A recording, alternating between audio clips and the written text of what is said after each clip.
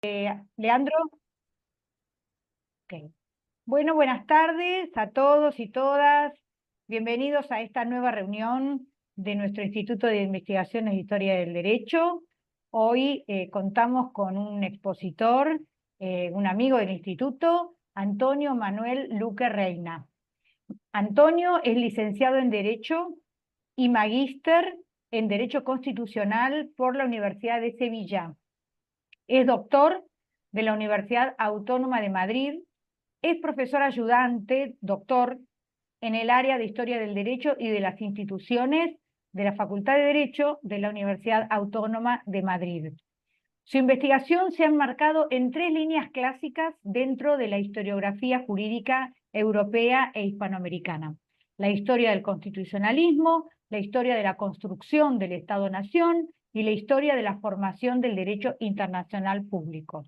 De eso dan cuenta los varios artículos que ha publicado en revistas especializadas, como el Anuario de Historia del Derecho Español, la Revista de Historia del Derecho de nuestro instituto o la Revista de Derecho Público, Teoría y Método. Y señaladamente su monografía, El Consejo Real de España e Indias en la construcción del Estado administrativo, una historia de la disolución de los consejos de la monarquía española. Ha mostrado avance de su trabajo en más de una veintena de congresos y seminarios internacionales y ha realizado estancias de investigación en el Instituto Max Planck para la Historia del Derecho Europeo, en el Instituto de Historia del Derecho de la Universidad de París y en el Instituto de Investigaciones Históricas Dr. José María Luis Mora de la Ciudad de México. Y he tenido el gusto de conocerlo personalmente. Doy fe de su participación en los congresos internacionales. Creo que nos conocimos en Huelva, en el Congreso del Instituto Internacional, y nos vimos en abril, afortunadamente, en Buenos Aires, en el último congreso. Así que muchísimas gracias, Antonio. Te doy el uso de la palabra. Adelante.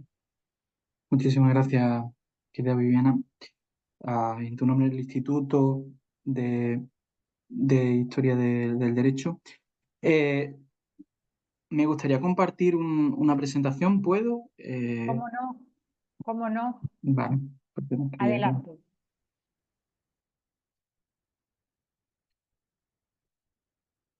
Muy bien,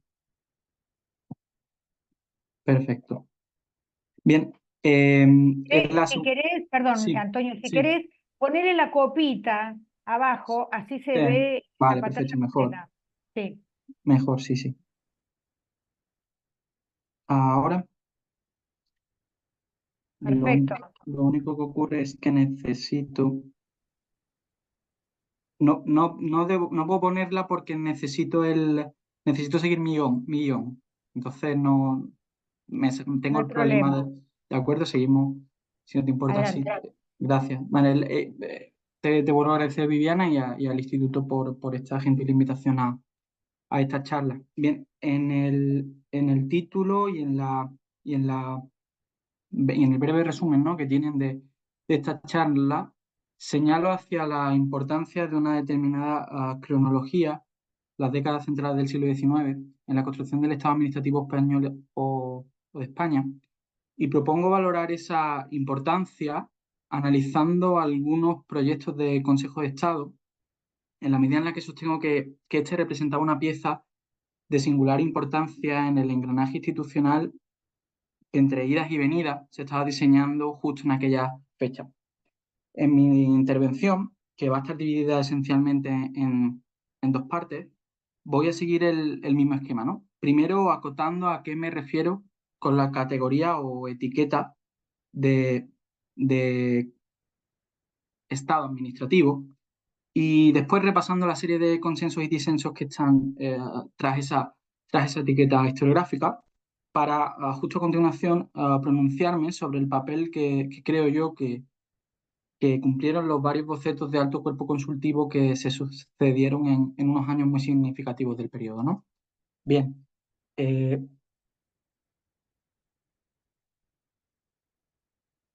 en el muy clásico y transitado campo de estudio, por decirlo de alguna forma, de la construcción del Estado-Nación decimonónico español, existe un consenso historiográfico generalizado en torno a la importancia de lo ocurrido en las décadas centrales del siglo XIX.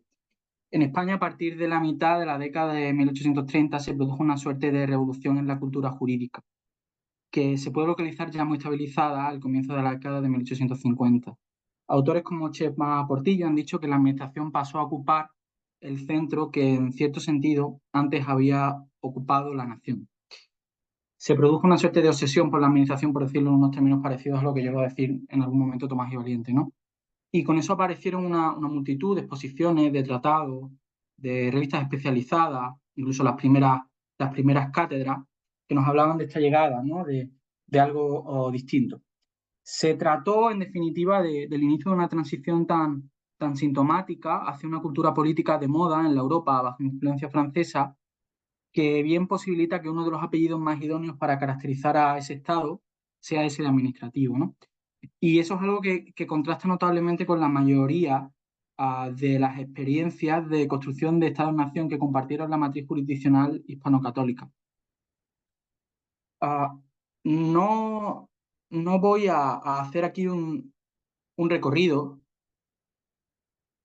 por la emergencia de la ciencia de la administración y el derecho administrativo en algunas de esas repúblicas americanas a las que me refiero, porque no es mi objeto, de otras cuestiones porque no sabría hacerlo, ¿no? Pero me parece que no sería especialmente polémico afirmar que existe una serie de acuerdos historiográficos, incluso doctrinales en algunos casos, acerca de que la ciencia administrativa y su derecho apareció en estados como el argentino, el chileno, o era la postre mucho más administrativo colombiano, ¿no? En cronologías considerablemente posteriores. De hecho, me parece que en cronologías similares solo nos encontraríamos con un caso destacable, que es el de las famosas leyes administrativas de Teodosio Lares, ¿no? En una fase concreta, ¿no? De la dictadura de Santa Anna. Bien, vuelvo al punto de partida. Así mirada, la singularidad administrativa del Estado español tiene, a mi juicio, una indudable base sólida, aunque el objeto esté de partida, y esto sí que me interesaba remarcarlo, historiográficamente un poco distorsionado, ¿no? Por una cuestión que quizá aquí algunos no sepan, ¿no? En el auditorio, y es que una parte considerable de la historia del derecho público en España ha sido hecha por administrativistas, ¿no? Durante la mayor parte del siglo XX, ya en el XXI un poco menos, han sido los principales preocupados por reconstruir o directamente construir la historia de su propia disciplina de conocimiento. Y de esa forma se ha sobredimensionado, en cierto sentido, la imagen que nos ha llegado de ese proceso de formación del derecho administrativo y de sus ciencias, en comparación sobre todo con otras ciencias jurídicas que, si no se estaban fundando, al menos sí se estaban refundando, ¿no? En cronologías parecidas. Bien,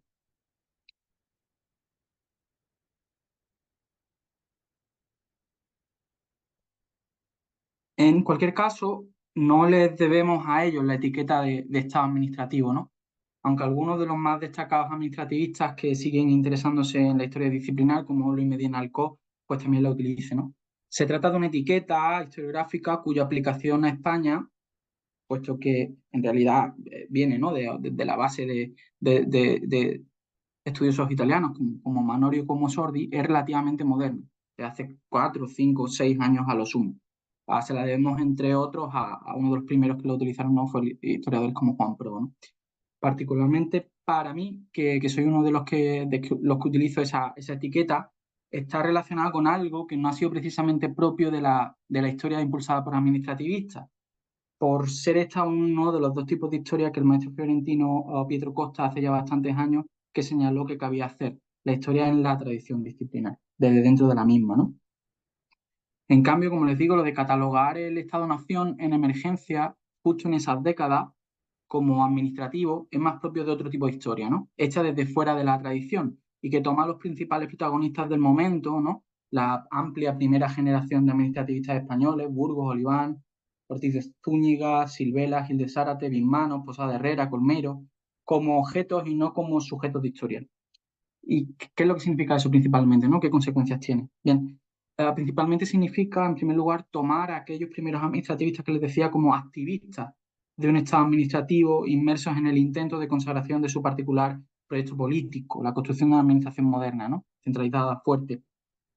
Ah, en segundo lugar, significa esencialmente analizar el relato administrativo como eso, ¿no? Como una suerte de teoría omnicomprensiva llamada prescribir, describiendo, plagada además de pasajes historicistas que buscaban en muchos casos naturalizar un derecho y unas nociones que en esencia eran realmente novedosas y muy poco españolas en el momento. Bien, me parece que buena parte de eso que les digo puede verse de manera muy clara si se atiende a la manera en la que esa generación de autores, casi al unísono, explicaba una peculiar formulación del principio de separación de poderes de clara inspiración francesa que tenía la administración a su derecho en el centro, ¿no? Además, analizar esa manera de relatar cómo era y debía ser el orden de los poderes en la España liberal sirve también para ver dónde se presentaban las principales novedades a la hora de tratar de encorsetar la herencia institucional y normativa hispana en un traje francés, ¿no?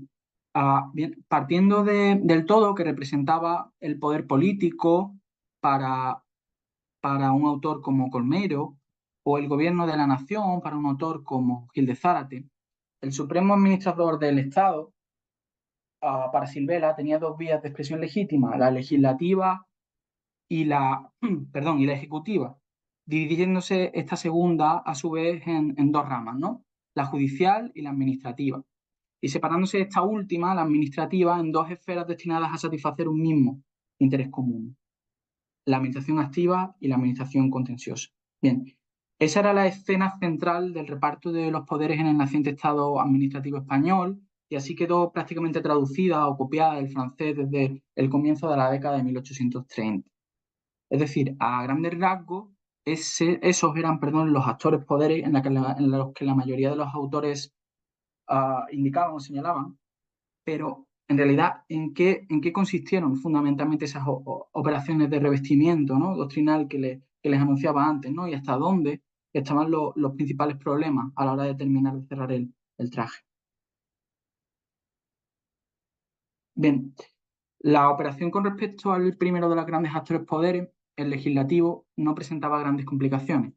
La década de 1830 también había traído consigo con las Cortes del Estatuto Real la recuperación de un tracto dudosamente constitucional, pero así más o menos, aparentemente o formalmente, legislativo. Bien, dentro del otro poder, del Ejecutivo, convivían, como les he comentado, dos subpoderes, ¿no? El judicial y el administrativo. El primero de los enumerados venía sufriendo desde las primeras formulaciones en las primeras experiencias constitucionales hispanas, una operación de desapoderamiento o de desconstitucionalización que acabó extendiéndose al menos hasta 1870, ¿no? Se pasó de poder judicial a administración de justicia, pero el aparato gubernativo y jurisdiccional de la justicia del Foro Común al menos funcionaba, ¿no? Como esqueleto institucional o como el esqueleto institucional que esta teoría pues necesitaba, ¿no? El segundo de esos subpoderes, el administrativo de la administración, era el que había recibido los mayores esfuerzos argumentativos, ¿no? Desde las exposiciones todavía en vida de Fernando VII a esas reformas institucionales y administrativas que les he comentado antes en la década de 1830, a la naturalización del discurso sobre un nuevo sujeto político y su derecho, la ciencia de la administración, era lo que más esfuerzos había, había recogido de parte de esta generación de administrativistas, ¿no? Por tanto, desde el punto de vista de este actor o poder institucional, no cabe duda hoy de que, sobre todo, entre todas esas medidas de reforma institucional, lo que viene a ser la instauración del Ministerio de Fomento en la década de los 30 les ayudaron a estos autores a encontrar el sujeto idóneo. Bien, en esa peculiar teoría de la administración, recuerden que el poder administrativo se dividía todavía en un segundo brazo, ¿no? El administrativo pasivo o contencioso, ¿no? Muchas fueron las formas en las que se les denominó, ¿no? Jurisdicción administrativa, administración contenciosa, tribunales administrativos, tribunales gubernativos, tribunales contenciosos administrativos.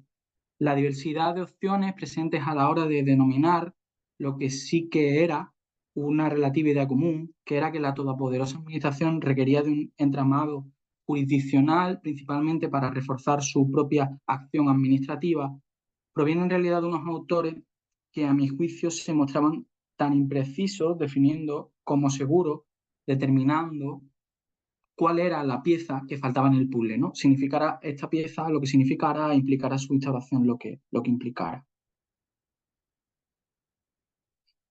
Bien, eh, está también bastante claro que esa escena constitucional, y con esto paso ya a la segunda parte de la intervención, la que tiene que ver con analizar los proyectos de Consejo de Estado.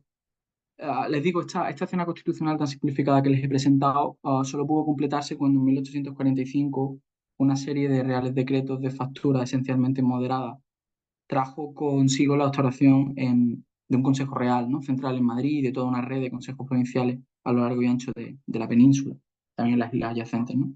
Así se inauguró la que solo luego vino a categorizarse como la jurisdicción contencioso administrativa.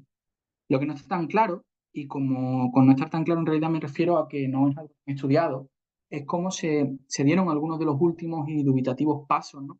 A la hora de coronar el entramado institucional con un, se puede llamar así en momento, alto cuerpo de gobierno administrativo.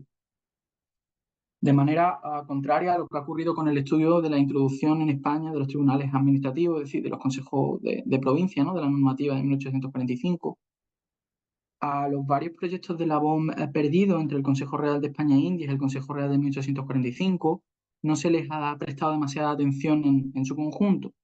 Y eso que algunos también dejaron unas huellas en la doctrina que luego fue más comúnmente empleada como fuente, ¿no?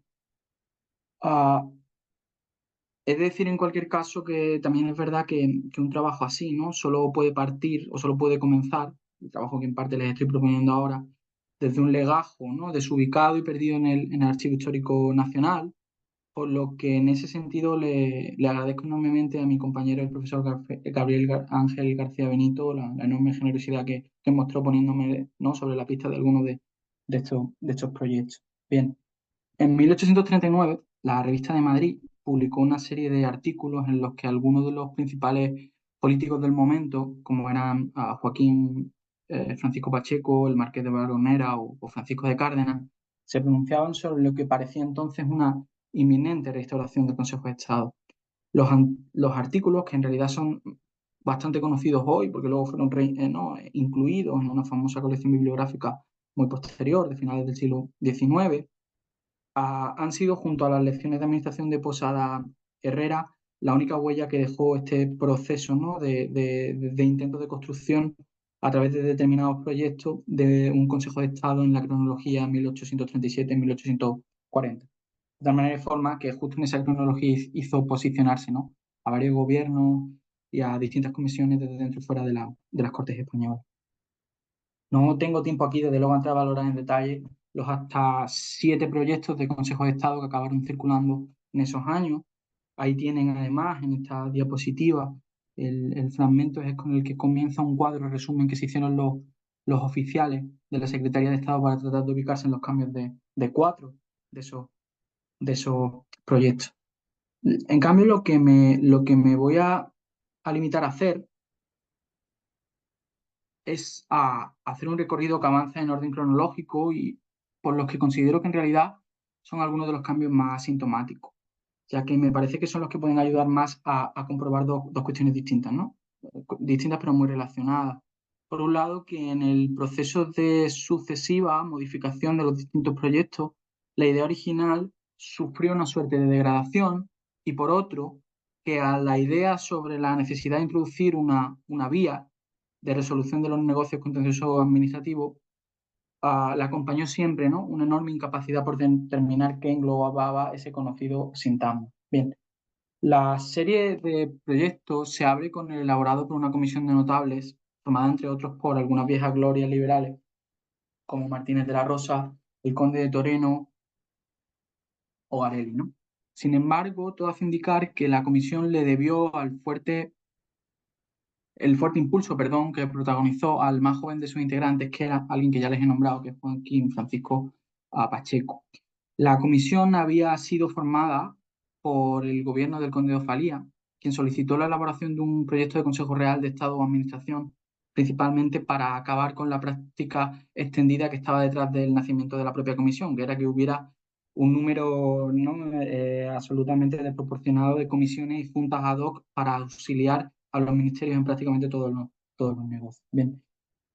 Pero entre las atribuciones con las que el Consejo de Estado ah, propuesto volvió equipado, se incluyó una no solicitada, que era la de conocer y destaco esto, ¿no? Este verbo, el conocer de los negocios contenciosos administrativos, justificando esto, ¿no? Principalmente en el hecho de que en las naciones cultas no había otro remedio de conocer y resolver esos negocios que residenciándolos en los consejos supremos de administración o de Estado.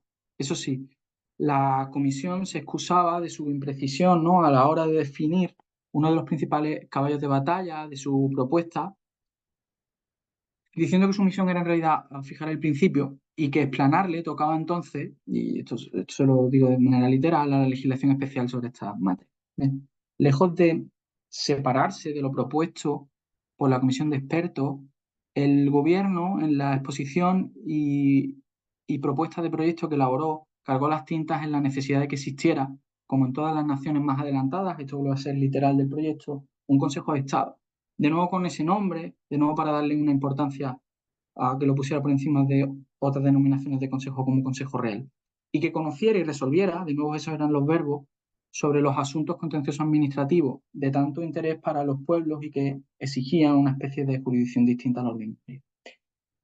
Creo, como le señalaba, que esa insistencia en ambos extremos, el referente a la influencia extranjera y el relativo al conocimiento y resolución de los negocios por el Consejo, es lo que estuvo detrás de las mayores críticas que el proyecto del gobierno y su reforma por la Comisión del Senado recibieron. Tanto es así que algunas de las cuales acabarían, a mi juicio, también determinando el nombre y la estructura que acabaría teniendo el Consejo Real en 1845.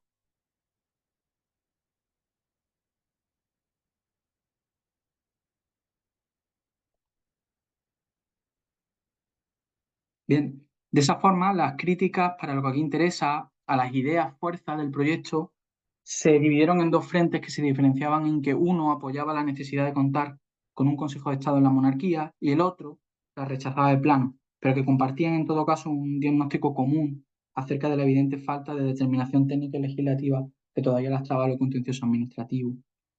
En el grupo de los críticos a la totalidad del proyecto se contaban personajes destacados del liberalismo progresista de la época, como quien había sido ministro del Interior poco antes, como Mendizábal, Martín de los Heros. Este representante de una opinión todavía con mucho peso en aquel contexto constitucional se oponía a la existencia misma de un Consejo de Estado, que a su juicio solo podía ser concebido como un engendro galo, producto del barbarismo y el extranjerismo, ¿no? Siendo estas expresiones propias, ¿no? de las críticas. Entre los múltiples y conocidas referencias, ¿no? A las limitaciones que debían imponer un bien entendido patriotismo español, también son expresiones de la época, apreciase una postura frontal de oposición a lo que sobre todo era un símbolo muy significativo del proyecto político de la administración. Por otro lado, el grupo de los críticos, solo con algunas partes del proyecto, se contaba entonces personajes, ¿no? Dentro de ese grupo, como el Marqués de Valgonera, que también les he mencionado antes. Para ese sector de los críticos con el proyecto inicial del gobierno, la ya evidente significación política del proyecto no planteaba tantos inconvenientes, más bien al contrario. El problema, sin embargo, se encontraba en la manera en la que los primeros proyectos habían definido la obligación barra función en la que los primeros proyectos, perdón, en la que el Consejo debía cumplir, perdón, con respecto al contencioso administrativo.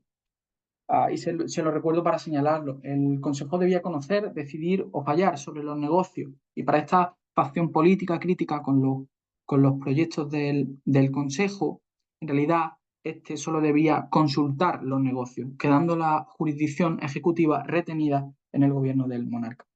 Se buscaba de esa forma limitar la autonomía jurisdiccional de un cuerpo que debía conformarse con actuar como auxiliar de los ministerios en su misión de gobernar a la administración pública.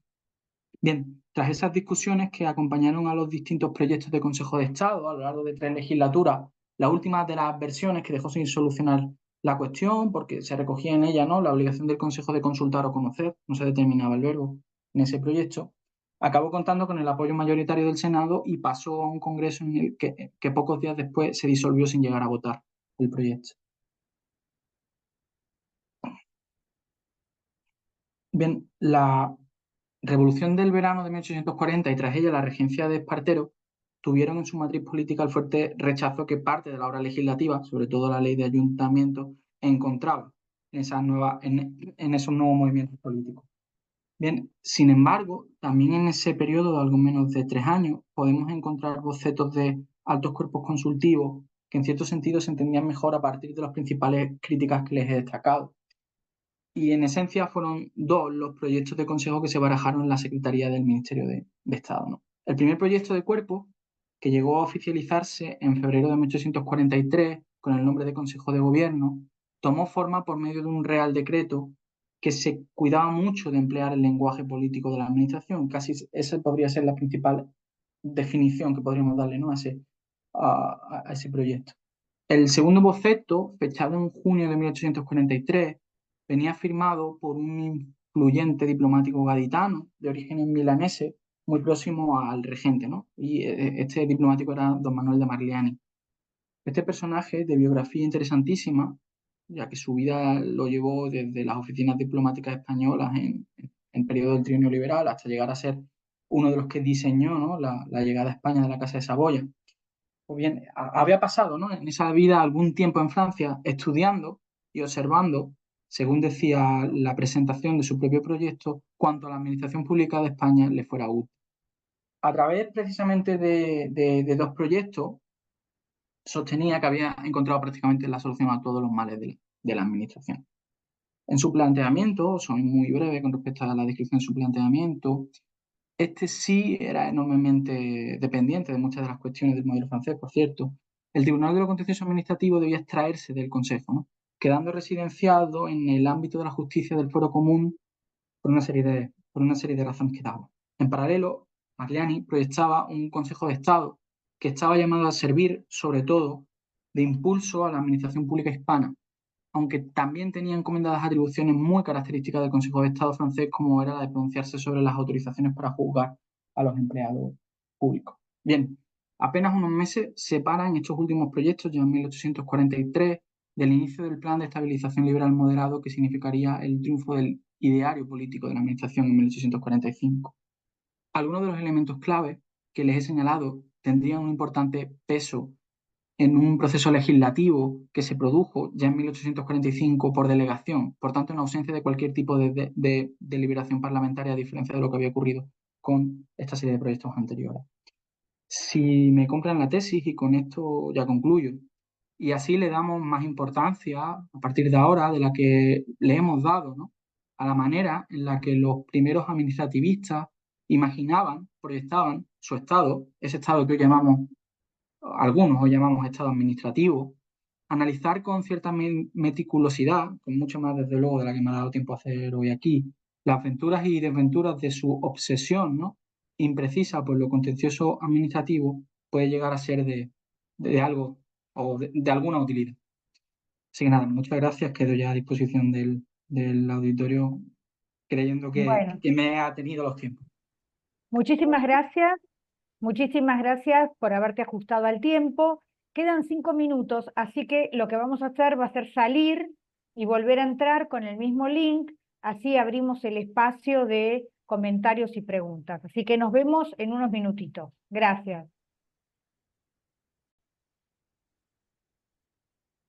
Bueno, continuamos con la segunda parte de esta exposición del doctor Antonio Luque Reina, y este es el espacio en el que nosotros hacemos comentarios, hacemos preguntas, así que se abre a consideración de los asistentes la exposición del doctor Luque, obviamente muy específica, muy centrada para a few chosen, unos pocos especialistas que pueden preguntar. Adelante, no sé si están levantando la mano o están haciendo gestos. Muy bien. Ahí hay Leandro Sergio Túa. ¿Por qué no haces el comentario, abrís el micrófono y le comentás esto a Antonio por acá, directamente? Prendete la cámara y el micrófono. Bueno, buenas tardes. Presentate primero. Yo soy de Catamarca, bueno, soy investigador, soy docente de la universidad. He estado trabajando las actas capitulares últimamente y he encontrado mucha relación a lo que estaba exponiendo Antonio con el periodo tardo colonial y el periodo del auge de los Borbones, ¿no? Si no me equivoco, en la provincia, en la ciudad de San Miguel de Tucumán, se encuentran esos casos muy vinculados al... Ay, estuve dando clase, por eso estoy como bloqueado, a la figura del alcalde de barrio, si no me equivoco. Eh, pero bueno, eso le quería comentar. La verdad que ha sido muy enriquecedor la exposición y bueno, la primera vez que participo con su instituto y me viene de 10 la verdad, para mis estudios, ¿no? Así que Muy bueno, bien, eso. Leandro. Leandro, ¿cómo te enteraste de las charlas nuestras?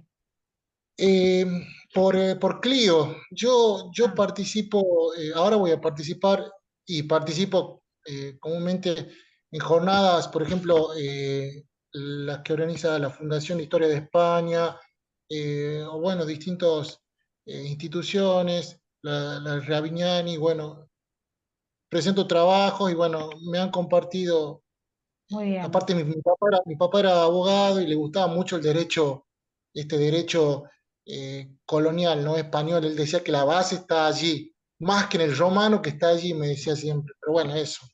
Bueno, muy bien. Antonio, te aclaro que Leandro no lo dijo. Leandro es de una provincia del norte de Argentina, que es Catamarca, ¿eh? Así que, bueno, para ubicarlo. Bueno, Ujú. gracias, Leandro, ¿eh? Bienvenido y espero que sigas sumándote a nuestras reuniones. Bueno, ahí lo veo a Roberto Cerón con el micrófono abierto y la mano levantada. Qué gusto verte, Roberto. Adelante. Aquí estamos, gracias Viviana. Bueno, felicitar a Antonio por su exposición, mis más sinceras felicitaciones. Yo tengo una pregunta, más que de el desarrollo de la exposición, de las cuestiones preliminares, a propósito de los profesores de Derecho Administrativo y la forma en cómo ellos mismos recrearon su historia, la historia del derecho administrativo y de la ciencia de la administración. En ese relato que ellos mismos recrearon, ¿hay alguna alusión? Lo pregunto porque pareciera que se inspiraron únicamente en Francia. ¿Hay alguna alusión a propósito de lo que decía el colega anteriormente al el Estado, o no al Estado, a la monarquía ilustrada de los Borbones, a la forma en cómo se fueron construyendo las primeras secretarías? Que tienen algún símil al de las oficinas o la construcción de ese relato de los administrativistas corta abruptamente con el pasado monárquico. No, muchas gracias, Roberto, por conectarte, por estar aquí presente, por soportar mi ponencia y por la pregunta. Ana, quería verte también. Claro, por supuesto, es decir, yo he planteado un escenario muy interesado de la cuestión, que me venía bien además para centrar, o para centrar un poquito mejor lo que era mi ponencia y sobre todo pasaba por encima de discusiones eternas, ¿no? Que como todos, bueno, no todos, pero que son bastante comunes y compartidas en prácticamente todas las historiografías y que tienen que ver con dónde vamos a buscar los orígenes, por decirlo de una forma muy general, ¿no? Dónde vamos a buscar los orígenes del Estado, ¿no? Y dónde ponemos líneas para romper con eso, ¿no? O sea, un debate historiográfico muy antiguo. Claro, te diría que en el principal de los debates entre administrativistas, que es el que tuvo lugar, en el caso español, en la década de los 60 y de los 70 en España, un momento en el que en realidad están discutiendo sobre el origen revolucionario francés o no revolucionario francés de la administración española, porque en realidad están pensando, o sea, el periodo todavía franquista, en qué va a pasar después, ¿no? En esa transición y cómo va a ser además el control de la administración desde un punto de vista jurisdiccional, ¿no? En ese momento hay dos bloques de administrativistas y esos bloques se dividen básicamente en aquellos que sostienen que la administración surge con la Revolución Francesa y aquellos que de alguna forma leen la situación como se ha leído en muchos otros espacios y consideran que la administración existe y la administración española existe y existe al menos desde el siglo XV y hay muchos datos característicos, ¿no? Y muchas cuestiones que se pueden ver ahí, que se pueden extraer y que se pueden entender y que por tanto no solo la administración, sino su control jurisdiccional, su control por ella misma, si quieres entender la jurisdicción administrativa así, y etcétera, pues hay rasgos clarísimamente desarrollados desde el siglo XV por lo menos, pero desde luego mucho más en el siglo XVIII, ¿no? A mí lo único que me parece es que los últimos administrativistas, la mayoría de los administrativistas ya en realidad la historia les da bastante igual, es lógico, pues, no tienen que ir en un contexto constitucional, democrático, no tienen que ir a fundamentarse a la historia, como sí que había que ir un poco, ¿no? En otros contextos políticos. A la mayor parte de los administrativistas desde hace mucho tiempo tampoco les interesa tanto la historia, aunque les sigue interesando más que a otros, a mi juicio, que a otros profesionales del derecho positivo, ¿no? Sabes también que en España estamos bastante diferenciados en ese sentido, no somos las dos cosas, muchos somos todavía solo historiadores del derecho. Entonces, claro, la mayoría de los administrativistas, de los no muchos administrativistas que les sigue interesando la historia, ya compran un poquito más esta versión en la que rompen bastante con las reformas borbónicas, ¿no? Con las intendencias, ¿no? Y con la creación de las secretarías y con la caída del gobierno por consejos y ¿no? Ese tipo de cuestiones. Pero bueno, es una cuestión todavía totalmente abierta y yo te diría que casi que hay más historiografía que todavía sigue ahí que, los propios pocos administrativistas que le interesan la cuestión. No sé si te he respondido de alguna forma al problema. Era precisamente para saber la concepción de los propios profesores sobre los orígenes de su disciplina, o las Sí, conexiones más bien con la monarquía. sí. Gracias. Muchas Bueno, gracias Roberto por la pregunta, gracias Antonio. Yo voy a hacer una pregunta, no sé si estoy ubicada en el tiempo.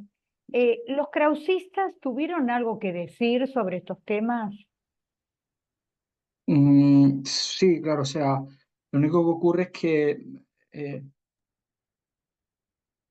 claro, algunos de los más importantes krausistas españoles, o al menos en ese ambiente, son importantes teóricos del derecho político y del derecho administrativo. Es decir, están Posada, Posada, pregunto. es decir, Posada. O sea, que decir, sí, todos estamos pensando en Posada, pero bueno, Mandas Karate también, ¿no? Quiero decir, o sea, quienes son catedráticos de eso ahí en ese contexto. Y por tanto, sí, claro, si lo enfocas desde no se puede disociar una cosa de la otra.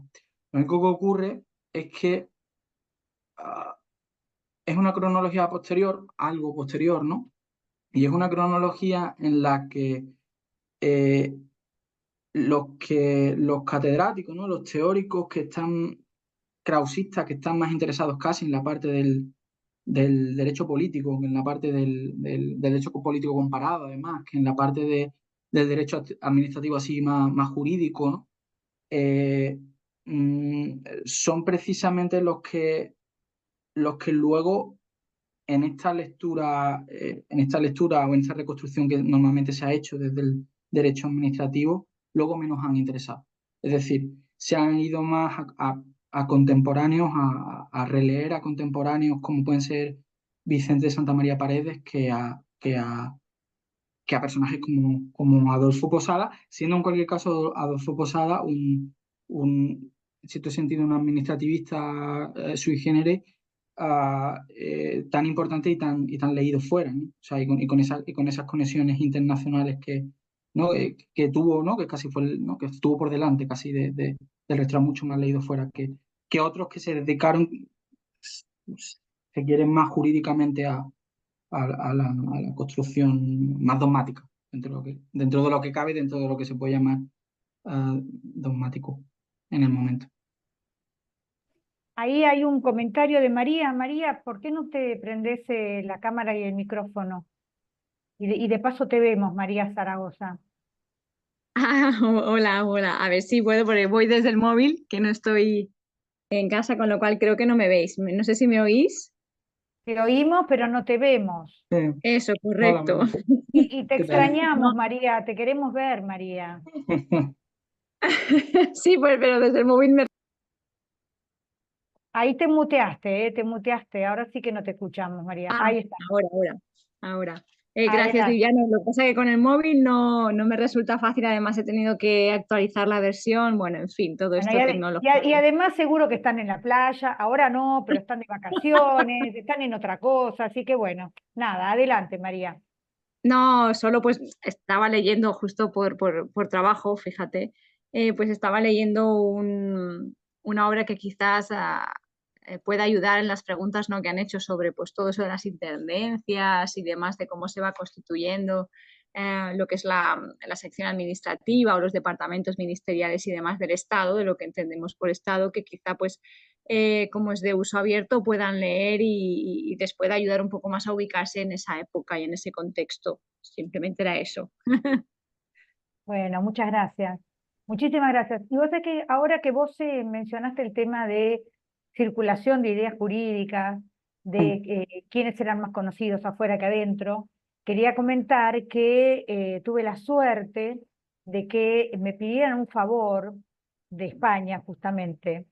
Y hay una investigadora brasileña que está haciendo su tesis en España, no sé si vos la conocés. sí, sí, la conozco, la conozco. Creo Ah, que sé, que sabes sé de quién vas a bueno, decir. bueno, Sí, me pidió por intermedio de su director, sí, yo podía buscarle evidencias de circulación de ideas jurídicas en derecho administrativo, justamente, sí. en derecho administrativo entre España y Portugal y América.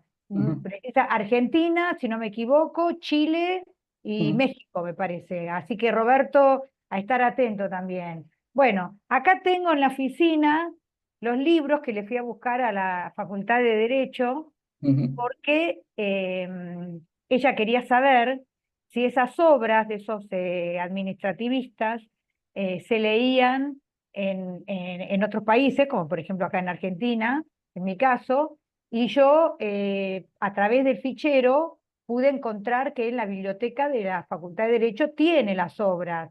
De ujú, Colmero, sí, obviamente, de Posada y de un montón más, ujú, eran como ujú, 20, pero muy criteriosamente, la doctoranda necesitaba saber si en esa época ya estaban esos libros en la biblioteca. ujú, Porque no basta con que sean ediciones de esa época, sí, sino que hay que saber si en aquella época estaban en la biblioteca.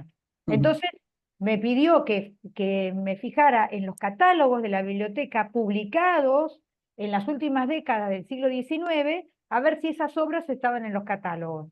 Así que acá le saqué foto de todo y acá tengo los libros para devolverle. Así que lo importante, se está trabajando la circulación de ideas jurídicas sobre derecho administrativo ujú, entre España y Portugal y América. Así que es un sí, trabajo que promete muchísimo, muchísimo. ujú. Bueno, no sé si hay más preguntas, más comentarios, más datos para aportar, porque bueno, acá todo sirve, todo suma. Tengo una pregunta mientras tanto, mientras la gente piensa a ver qué puede preguntar. ¿De cuándo es aproximadamente el nacimiento del derecho administrativo en España? ¿Tenés idea más o menos? Eh, bueno, es difícil, depende de qué vamos a considerar que representa el nacimiento del derecho administrativo en España, ¿no? Que es donde está que es donde está muchas veces la clave de la cuestión. Si el nacimiento es las primeras veces que se emplea, ¿no?, el derecho administrativo como tal, y no menciones así a los ramos de la administración, a la administración en general, o incluso a la ciencia de la administración, la primera mención es o de las primeras menciones es del final de los años 30, pero en muy pocos años ocurre. Es decir, de hecho, la primera traducción y la primera reproducción de los libros de Bonin, ¿no? Del libro de ciencia de la administración de Bonin, es si no me equivoco, del 33. En ese sentido, por tanto, la ciencia de la administración, que no es el derecho administrativo, llega antes. Y ciencia de la administración es lo que hay sobre todo detrás del pensamiento y de algunas de las obras de Javier de Burgos o de Alejandro de Oliván, que son prácticamente los primeros, ¿no? Que han sido considerados luego, pero que en su momento por estas cuestiones se pueden considerar administrativistas o algo parecido a administrativistas. La primera, la primera, el primer encargo de hacer unos elementos de ciencia de la administración, ya propiamente hispanos, porque es un encargo y no hacer simplemente una traducción, es de 1833, es una Real Orden de 1833, se le pide a Canga Argüelles, que es un anacenista muy conocido, político, ¿no? Tanto en primera experiencia constitucional como en el trienio, y luego uno de los padres de la ciencia de la administración con su diccionario. Los primeros manuales que hablan de derecho administrativo final de los años 30, de 1800, 1800, o sea, los años de los que yo ahora mismo estoy, de los que yo he hablado en la ponencia. Un momento en el que se habla de derecho administrativo y se empieza a teorizar en torno a que sea un determinado tipo de derecho, porque entre otras cosas ese razonamiento en torno a la lógica de la administración y de un derecho más o menos relacionado con esa administración en el trienio está dentro del proyecto de Código Civil, por ejemplo. O sea, todavía Muy no bien. se ha desgajado disciplinarmente ni en proyecto. Sí. Unas cuantas décadas antes de que se empezara a mostrar interés en Argentina, por Sí, ejemplo. sí, sí, sí. O sea, Argentina es posterior. la cronología clave ¿no? del famoso trabajo publicado, yo creo que en el Instituto, ¿no? Se me ha ido ahora mismo el nombre de este historiador de derecho argentino tan conocido. Eh, además lo acabo de consultar. El trabajo que tiene una cronología sobre el derecho administrativo en Argentina. Eh, ¿Quién es? Contemporáneo. Sí, contemporáneo nuestro. ¿Quién ha sido ahora el director hasta ahora el director del instituto, presidente del Instituto Internacional de Derecho Indiano? ¿El actual o el anterior? El anterior, ahora. Ah, el Ah, doctor Manolo Couselo. Torres. No, doctor Couselo. Couselo. Ah, el doctor Díaz Couselo. Sí, sí, Ah, sí. él, Sí, Ahí tiene tiene un un trabajo trabajo. clásico, ¿no? De derecho, de historia del derecho administrativo argentino, que pone la cronología, yo, si no recuerdo mal, en el 60 o en el 66, ¿no? Con la claro. publicación de uno de los primeros manuales que se refieren al derecho administrativo argentino, ¿no? Sí, Creo que el de Ramón Ferreira, me sí, parece, me sí, parece creo que que fue sí. uno Sí, de los primeros manuales. sí, Y otra pregunta más. Los que primero cultivan o los que primero escriben o los que primero sí. redactan esos manuales, ¿son funcionarios? ¿Son abogados del sector privado? ¿Podríamos saber desde qué lugar escriben Perdón.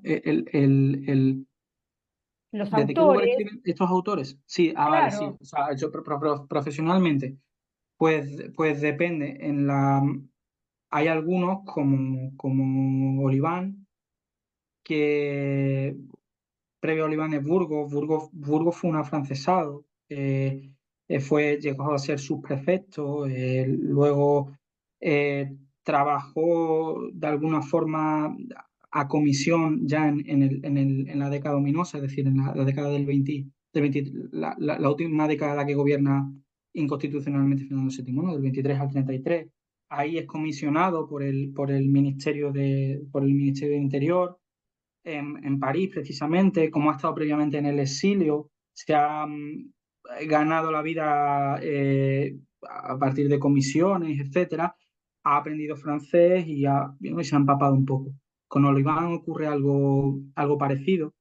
Oliván es el más alto cargo que llega a tener Oliván en la época precisamente, o un poquito antes de que llegue a publicar el primero de los tratados de administración pública por el que luego va a ser muy conocido.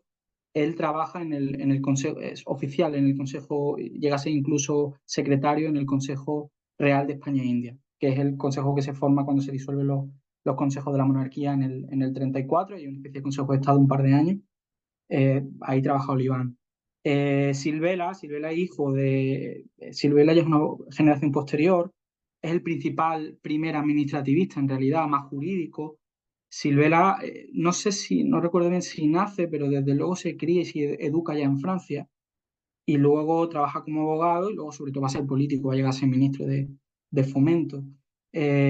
Colmeiro ya es de una generación posterior, desde luego, va a ser el que va a tener el manual que va a consagrar la disciplina, ¿no?, de Derecho Administrativo en 1850, que es el primero, y va a ser catedrático de Derecho Público y Administrativo, o de Derecho Político y Administrativo. Se llamó la cátedra de las dos formas, siendo catedrático Colmeiro, pues depende cada cual. Ortiz de Zárate, por ejemplo, que también es muy conocido, pues sobre todo va a pasar tiempo en Francia, también exiliado, y va a ser uno de los primeros impulsores de un nuevo tipo de instrucción pública, ¿no? O sea, va a ser político y oficial en ministerio. Normalmente de estos primeros que van a trabajar en los 30, desde el ministerio, desde los ministerios, distintas, o sea, oficiales en ministerios eh, o incluso ya en el plano político. Los siguientes van a ser, así formándome yo la categoría rápido en la cabeza, van a ser sobre todo, o algunos van a ser desde luego catedráticos, y desde el punto de vista de la burocracia, del papel representativo de la burocracia ya del Estado, empezando la segunda mitad ya del siglo XIX, van a formar parte de una manera o de otra del Consejo de Estado, una vez que ya haya Consejo de Estado. Es decir, Posada Herrera, que es el primer catedrático de administración en una escuela de administración que se crea en plena regencia de Espartero, ¿no?, la primera escuela de administración, de hecho, que se crea. Posada Herrera va a acabar siendo, bueno, va a ser secretario general del Consejo, y además de altos cargos políticos. Muchos de ellos van a estar integrados de una forma o de otra, ya sea desde las oficinas, ya sea siendo miembros del Consejo de la sección de lo contencioso, vinculados al Consejo, principalmente. De una forma o de otra van a acabar vinculados al Consejo. Sí. Creo que todos los que se dedican al derecho administrativo en algún momento pasan por la administración pública, en algún Sí, momento. sí, Creo que muy pocos se han dedicado nada más que al ejercicio profesional en Argentina, ¿no? sí. Así que capitalizan ese know-how que Mm, adquieren en la función pública y lo trasladan a las obras. Así que, sí. bueno, a ver si hay algún otro comentario, alguna pregunta antes que vayamos despidiéndonos. Bueno, Antonio, muchísimas Muchísimas gracias. muchísimas gracias a Ha sido, vosotros. ha sido un gusto enorme volver a verte. Muy bien. ¿Cuándo estás volviendo a tu Pues país? para principio de curso que tengo ya la docencia ahí, o sea, en septiembre, principio de septiembre. Sí, Ah, bueno, muy bien, muy bien. muy bien. Bueno, entonces Gracias. muchísimas gracias por esta charla tan interesante. Puede Gracias. haber preguntas, si llega a haber preguntas te las haremos llegar. Y Perfecto. muchísimas gracias a todos los que han asistido hoy. Nos vemos el jueves que viene en la presentación de un andaluz como vos, del libro de un Ujú, andaluz como ujú. vos, Córdoba. de Miguel Pino Abad, que presenta un libro el jueves que viene acá con nosotros. Así que los esperamos a todos. Buena semana. Gracias. Muchísimas gracias. Chao.